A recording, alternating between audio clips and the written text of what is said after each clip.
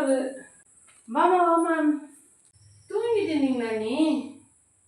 அப்படியே கொஞ்சம் அசந்து தூங்கிட்டு கரண்ட் அறையில் சடம் இன்னைக்கு, அதனால் அப்படி தூங்கிட்டு சிறியே பத்தினேன். இன்னும் வேலை முடிஞ்சிச்சா வீட்டில்? புடவை தீபாவளிக்கு எடுத்துகிட்டு வந்துடுவேன். சரி எடுத்துகிட்டு போவேன், ஜாக்கெட் தைச்சிடுவேன் தான் வர சொன்னேன். சரி உட்காரு, தண்ணி சாப்பிடு. ஏன் நீ புடவை எடுத்து நீ நான் என்ன பண்ண போகிறேன்?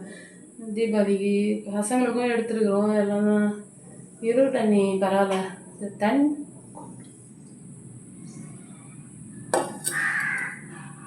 என்ன அப்படியே துணியெல்லாம் இருக்குது, மடிச்சு வைக்கிறியா?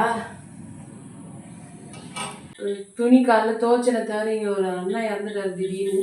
சரி அந்த டெத்துக்கு போய் வந்தேன்னா அதுக்கோசம் அப்படியே மடிக்கணும்.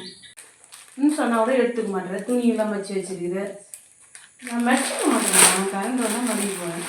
இந்த புடவை தான் நான் எடுத்து பாப்பாவுக்கு ஒன்று, எனக்கு ஒன்று, உங்களுக்கு ஒன்று எடுத்துருவேன். அடியில் இருக்குதான் உந்துமா.